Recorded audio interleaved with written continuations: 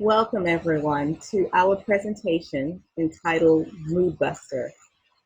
For many reasons, this is an extremely critical area for me, and I'm going to explain why in a couple of minutes. Before we go any further, however, a little bit of housekeeping. I always begin my presentations with what many people will refer to as a medical disclaimer. However, I believe this is a phenomenal non-medical proclamation because I am excited about the fact that the information in this presentation is not intended to replace a one-on-one relationship with a qualified mental health professional. And it is not intended as medical advice. It is intended as a sharing of my knowledge and my information and my research that I have done and my clinical experience that I've gone through for over almost 20 years working with many individuals in the field of natural health and wellness. I encourage you to be empowered to make your own healthcare decisions based upon your research and in partnership with your healthcare providers. Now a little bit about me. My name is Dr. Michelle Gamble, and I am what I term an integrative wellness mentor. What this means is that I emphasize the therapeutic relationship between conventional and what we refer to as alternative medicine. I embrace all types of appropriate therapies. And more importantly, I'm healing oriented. And I'm very much interested in integrating all aspects of one's being, body, mind, heart, and soul. I don't believe in coincidences, as I shared with one of our participants just a couple moments ago. I'd like to share something extremely personal with you at this point in time. This week, I had to check my son into a psychiatric facility. I'm sharing this with you to impress upon you the importance of what we're going to discuss tonight. Now, that particular action on my part is really extreme, and it is what I refer to as the very end of the evolution of a disease process. Unfortunately, in our society, in our culture, we have been taught to disregard what I refer to as the writing on the wall.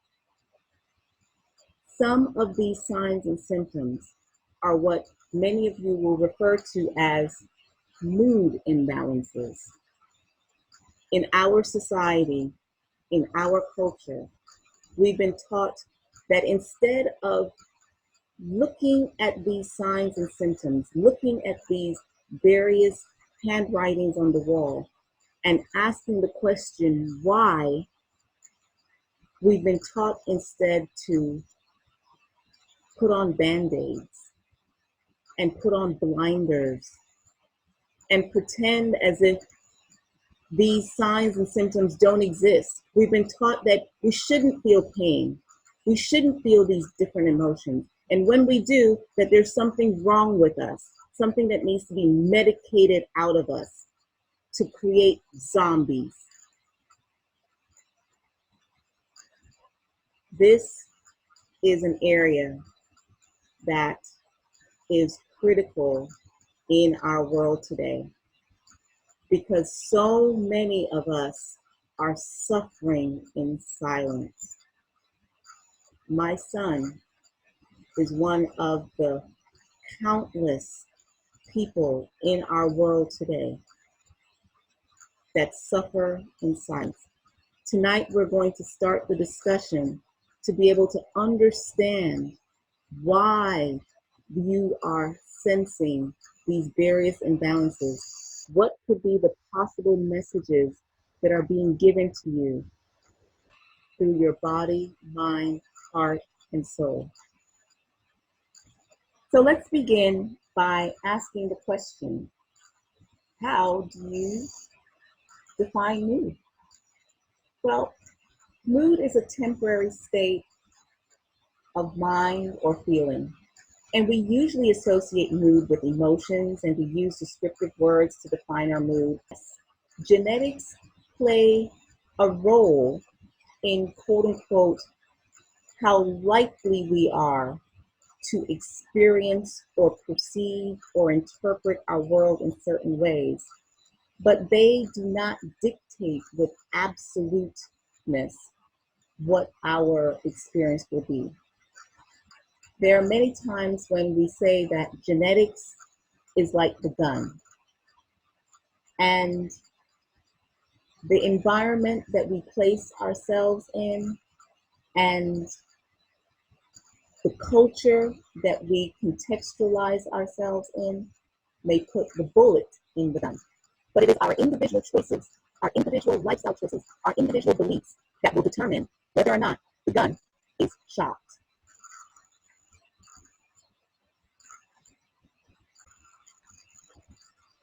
So now, mood disorders affect over 20 million Americans, with the majority experiencing major depression and bipolar and various forms of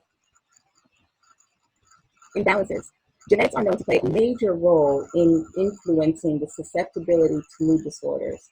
Now, while we can't influence our genetic predispositions, there are several natural methods for boosting and stabilizing our moods.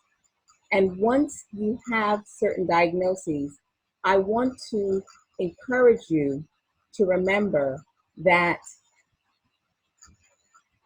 it is not necessary to go along with what I refer to as medical hexing. You have the ability to not only stabilize your mood, but optimize the more bountiful and beneficial aspects of mood. Lifestyle choices are the biggest influencers over what we have control. Surprisingly, what we eat affects our mental and emotional health. Certain foods can bring about changes in our brain structure, both chemically and physiologically, which can lead to an altered behavior. The amount of sleep that we get each night also impacts our mood, and there's nothing worse than being sleep deprived while trying to maintain positivity during your day. Physical activity has also been shown to affect mood, and while the link between depression and anxiety and exercise aren't entirely clear, we do know that mood disorders can be improved with regular exercise. Now, here I'd like to take a moment to really stress the importance of sleep. Remember, I told you about my son. And as I started to ask him what was going on in the days that transpired just before what we call the psychotic break, and what I can gather from his garbled communication along with other communication with his friends and sister, is that he wasn't sleeping. He had not slept in almost a week. And this is a significant trigger for a variety of different types of psychotic breaks, including schizophrenia. And my daughter also had this type of situation where she would not sleep. And every time she did not sleep, we experienced the likelihood that she was not going to be able to stabilize the mood, and the likelihood that she was going to have more imbalances in her energy and in her behavior. That is why sleep is essential. And you can learn more about sleep in one of our other videos that we have available in our resource center online, where we talk about the importance of sleep and how to improve your sleep hygiene. In any case, what we eat impacts us in both positive and negative ways. We need food as fuel. However, different nutrients have different effects on our mood. Nutrients that you need to really work at getting more of to balance your mood are things like omega-3 fatty acids, tryptophan, vitamin D, and selenium. Foods that you definitely want to avoid as much as possible include caffeine, sugar, and unhealthy fats, such as trans fats. Now, omega-3 polyunsaturated fatty acids have been the subject of much research over the years, and studies have shown a link between healthy fats and depression. Omega-3 fatty acids are naturally found in fatty fish, especially fish like salmon, flaxseed, and walnuts. You'll notice that walnuts look just like the brain, and that is one of the wonderful signatures in nature that show a food and what it is linked to in terms of being beneficial for. Research also suggests that omega 3s appear to affect the neurotransmitter pathways in the brain. There are three neurotransmitters which affect aspects of your personality, including mood. These transmitters include dopamine, serotonin, and noradrenaline. The balance of these neurotransmitters is heavily dependent upon nutrition. So now, dopamine is involved in focus, in your drive and motivation, your ability to be attentive, your memory, and clear thinking. It is also able to increase and boost your feelings of pleasure and joy. Elevation of dopamine levels often lead to an improvement in mood. Serotonin, on the other hand, is one of the most studied neurotransmitters, and it regulates mood, anxiety, arousal, aggression, impulse control, and thinking abilities. Serotonin deficiency is associated with low moods. And noradrenaline, or norepinephrine, synthesized from dopamine, is involved in elevating one's mood. Now, smart carbs that help to bring balance to the brain and help to bring balance to the mood because they have rather increased level of various B vitamins. Smart carb choices include whole grains, fruits, vegetables, and legumes. The tryptophan levels in the brain influence the amount of serotonin that our brain can create. And while tryptophan is abundant in most protein-rich foods, other amino acids that are also present cause tryptophan to have complete absorption into the bloodstream. This isn't the case with smart carbohydrate choices. When eating smart carbs, more tryptophan enters the brain, and it allows increased synthesis of serotonin, allowing for steady, positive mood boosts. Isn't that wonderful? You don't have to deprive yourself of carbohydrates. In fact, I keep on telling people it is dangerous to deprive yourself of carbohydrates because your carbohydrates are where you're going to find these wonderful coenzymes that we call vitamins that are essential to building the neurotransmitters in the brain. And these wonderful coenzymes, otherwise known as vitamins, are in the form of B vitamins. They are absolutely essential to balancing your moods. That is why it's important to understand what we are talking about when we talk about healthy carbs, as opposed to depleting yourself of carbs and creating further imbalances in your mood. Now, a study conducted at the University of Toronto reports that increased vitamin D improved mood in those suffering from depression, especially those with a seasonal affective disorder. Now, vitamin D levels increase the levels of serotonin in the brain, which much like tryptophan in smart carbs. Now, supplements are available with vitamin D. However, food and sunlight are the best forms of this essential vitamin. Some sources of healthy vitamin D include wild-caught fish, egg yolks, canned fish, shiitake mushrooms, almond milk, fortified orange juice, and oatmeal. And as I said before, my favorite is sunlight. Yes, especially early in the morning to get in those first rays of sunlight, for them to enter into your retina and for them to enter, or should I say, have contact with your skin, not only in terms of warming your skin, but more importantly, in terms of helping you to naturally synthesize your vitamin D. Selenium is a mineral naturally found in soil, which has been linked to preventing mood swings and depression. In fact, low levels of selenium have been linked with poor mood. The recommended intake for adults is 55 micrograms per day. Foods rich in selenium include seafood, such as oysters, clams, sardines, crabs, saltwater fish, and freshwater fish. Nuts and seeds, particularly Brazil nuts. Lean meats, such as beef and skinless chicken and turkey. Make sure that they're organic, right? And whole grain pasta, brown rice, oatmeal. Last but not least, beans and legumes. And selenium is also a critical element for balancing thyroid health. Cacao.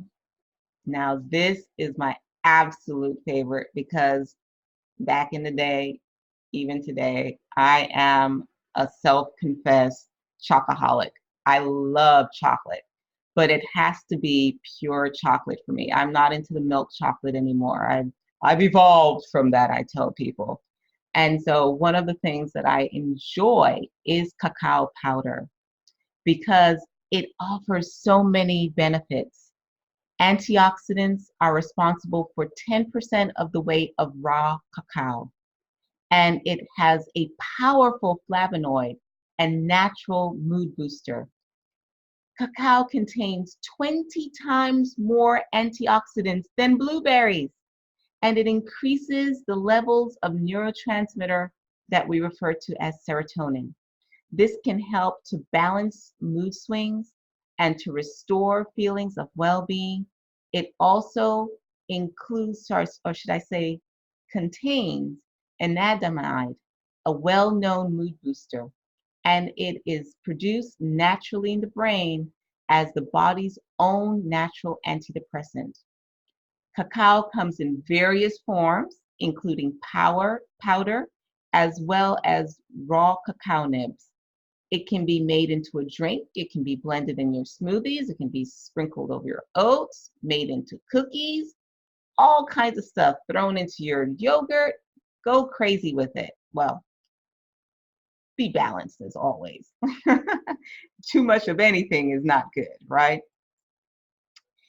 And as we were saying, sleep and mood are inherently connected, as poor sleep can cause irritability, stress, and stress can cause even more sleeplessness. And as I was saying before to you, continued sleeplessness will lead to psychotic breaks, will lead to an extreme condition where you're not able to function anymore and things start to spin out of control. Confusion arises, anxiety escalates, depression gets to be even more consuming. That is why adopting regular sleep habits is critical to getting proper amount of nurturing support that your body, mind, heart, and soul need. Here are some steps that you can take to encourage the resetting of supportive health hygienes. Keep a regular sleep-wake schedule. I tell people all the time, I have a bedtime. Forget the kids. I have a bedtime. And my bedtime is 9:30. By 9:30, I'm yawning and I am no help to anyone. It is time for me to just hit the sack. So create a regular sleep-wake schedule for your person. Avoid caffeine too late into the night. And that includes foods or beverages that include caffeine, even things such as green tea. You want to avoid having those elements too late in the day. Start a calming pre-sleep routine and make it something that you're regularly doing to pamper yourself and to encourage yourself to wind down and get into the zone of relaxation that leads into a more peaceful sleep. And consider exercising regularly and earlier in the day.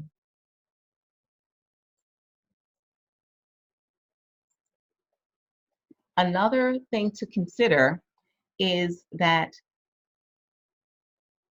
we all need to take time to calm our mind, our bodies, our hearts, and our souls before and after a hectic day. I encourage you to take at least 30 to 60 minutes before bedtime to calm your mind. I encourage people to have a nightly prayer routine, a nightly meditative routine, a nightly soothing routine that may include something as simple as singing a song to yourself, or writing in a journal, or listening to something that's inspirational. Anything that will calm your mind and soothe your heart and relax your spirit and lead you into that peaceful rest. Consider adding these various lifestyle changes to help to ensure a peaceful night's sleep.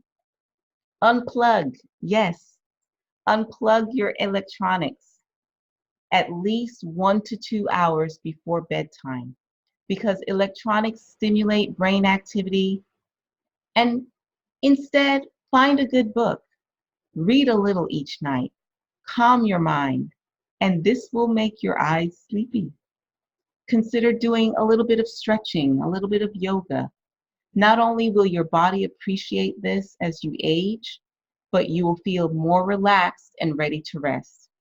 And as I said, you may consider journaling. Writing down your worries will help you from feeling like you have to continuously cycle them in your sleep. And get up. If after 20 or 30 minutes you've been tossing and turning, simply get out of the bed, go to another room, do another type of calming activity, and then return to bed. Now, physical activity and its mood boosting effects have been the subject of numerous studies. The results of these studies indicate that exercise can trigger positive emotional processing, can reduce negativity, can help you to resist stress, can reduce anxiety by increasing serotonin levels, and improves overall body satisfaction, which leads to satisfaction in life. There is strong evidence that physical activity improves both short-term and long-term mood. Studies show that people who exercise regularly exhibit general overall happiness.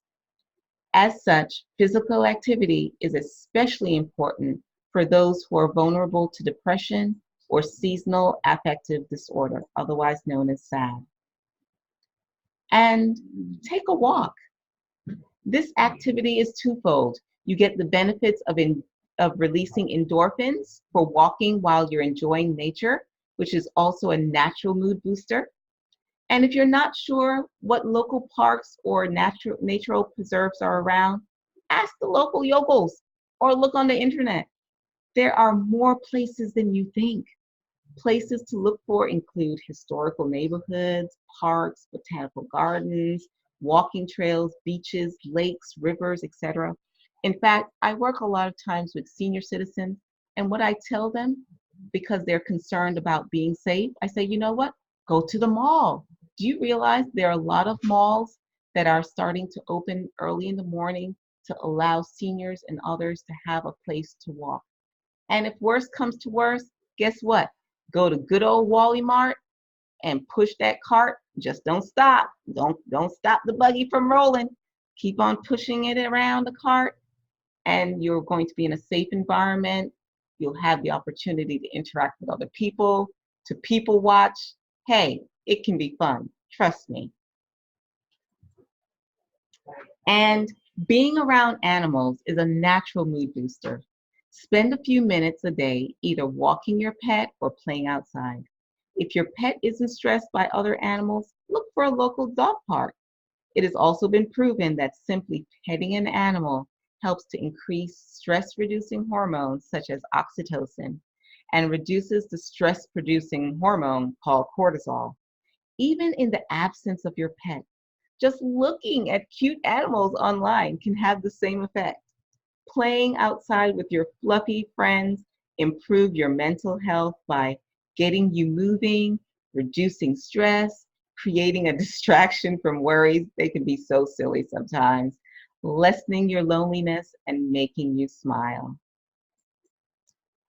And remember, dancing is a great way to get moving. No, you do not have to be a professional dancer. That is not what's important. What is important is to allow your body to move, to allow your body to be inspired by music and to just flow. Join a local dance group or learn some new moves. Look at some YouTube videos. Take a Zumba class at the gym or have a dance off in your own living room. Heck, there's nobody else to look and criticize you. Have fun. It's not the place or the moves that matter. Studies show that dancing reduces anxiety through being physically active and allowing you to connect your mind and your body. So crank up that music and get moving. We like to move it, move it. You've got to move it, move it. Ha! In fact, studies show that finding an exercise buddy helps to beat the blues during social interaction. Now, my trick was I went down to one of the local pounds and I adopted a dog, and he has become my accountability buddy. So every morning and every evening, he makes sure that I move it, move it, move it, move it. Yes, having a buddy helps because that gives you encouragement and accountability. Now, granted, your buddy may be a two-footed person as opposed to a little four-footed fur buddy like mine. Regardless, social interaction can help you to beat the blues. As people who exercise regularly report a higher sense of well being and feeling more energetic whenever they add a friend to the mix. And that makes exercise so much more fun. Exercise is proven to be one of the most effective ways to improve your mental health. Being around loved ones is also a natural stress reliever. An exercise buddy will help you to be motivated to get out when you're feeling low and give you something to look forward to when you lack the motivation to work out on your own. Clutter can be a constant reminder of things that should be getting done but are not. Reasons why clutter can increase stress or even cause stress are because they increase excessive stimuli, they act as a distraction, and not knowing when we'll be able to get to the bottom of the pile creates even more anxiety. It creates feelings of guilt and frustration. I encourage you to consider straightening up, even if it's just a small area a day. And this will give you a sense of accomplishment and help to energize you enough to get through the next task. And while clearing away clutter, ask yourself if the item is something that is needed or wanted.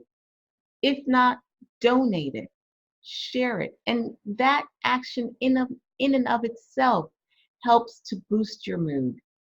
Because when we donate and when we give to a friend or to charity, we are able to allow ourselves to feel that joy and to feel that lightness. Once clutter is cleared up, Prevent it from building up again by having a designated spot for each item and put everything back where it belongs before leaving a mess. Now, this is one of my favorites. I encourage you to consider using aromatherapy, which can help to boost your mood. Simply add a few drops of your favorite essential oils to a diffuser or a pot of hot water or to a cotton ball that you can inhale or your palms or your wrists or behind your ears. Aromatherapy is based on the idea that specific fragrances can affect our moods. Some oils that you may want to consider are lavender, which is a well-known calming agent, peppermint, which is a natural mood booster, basil, which will help to fight fatigue, cedarwood or rose help to alleviate anxiety, and orange is also good for relieving stress. Remember to tune into music.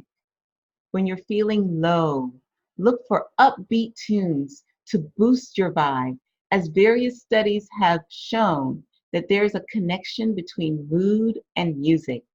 Music as therapy goes all the way back to the ancient cultures. Strong links have been shown between music and mood. Music therapists are now board certified to help patients with managing stress, enhancing memory, and alleviating pain. A study published in World Journal of Psychiatry entitled Effects of Music and Music Therapy on Mood and Neurological Patients reports that music engages numerous parts of the brain involved in motion and cognition. Music therapy has been recognized to be able to increase both emotional and cognitive functioning. So now, last but not least, smile. Studies show that our muscular changes in our face when we smile naturally alleviates stress and elevates happiness. And fake it till you make it. Simply looking happy can help to lead to a boost in your mood. Need a little help? Try laughing, try yoga. Yes, there's such a thing as laughing yoga. Who would have thought, right? And laughter is a new form of exercise. While it may seem silly at first, it actually works and it is extremely contagious. And now they have actually shown that laughter helps to stimulate what is called the vagus nerve. And the vagus nerve runs from the base of the skull all the way down to the gut. And remember what we were saying, that in the gut we have all of these wonderful microbiota, the bacteria that help to produce the neurotransmitters that we were talking about. And that is why it is so important to laugh, laugh, laugh, laugh, laugh, laugh. And laughter, as I said, is contagious. Laughter increases the oxygen levels in the brain and it fosters positive feelings. So simply start laughing, even if it's forced and it seems fake at first, and you will eventually start laughing naturally. Don't be shy. Give it a try. Now, just to recap, mood is affected by any number of outside and internal stimuli. The next time you're in need of a boost, try one of these simple techniques. Let's review. Eat plenty of omega-3 fatty acids, tryptophan, vitamin D, selenium, and cacao.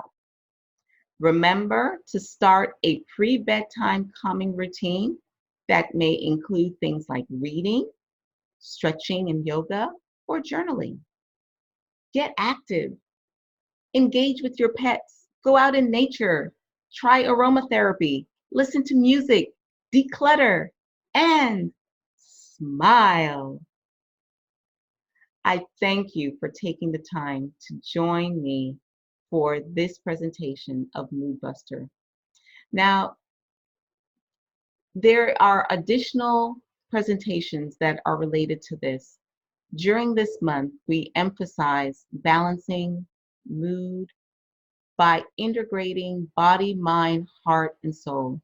In this particular presentation, we focus more so on the physiology of balancing the mood. We talked about food, we talked about exercise, we talked about yoga and things of that nature. In another presentation that we have coming up, the presentation that we have entitled Not Me, I'm Free, I'm Healed. In that presentation, we're going to delve very deeply into the mental, emotional, spiritual aspects that are related to balancing mood. Please, please, please recall what I said at the very beginning of our presentation today, that it is important to pay attention to fluctuations in your mood. And when I say to pay attention to those fluctuations, what I'm encouraging you to do is to not simply look for a drug or some type of activity that is simply going to help you to numb yourself, to not feel, and to ignore the signs on the wall. I encourage you to go on the journey, to dig deep, to finding the underlying root causes of why you may be experiencing a mood imbalance. This is so critical, my dears. I truly want you to not go down the route that I have seen others, including people in my own family, as I shared with you the story earlier in our presentation, and countless other individuals that I have worked with that have been on various psychotropic medications for decades and still have not experienced relief. If this is something that you are interested in exploring, feel free to contact me, because remember, this is not saying goodbye. This is simply saying until next time. And that next time could be a phone call.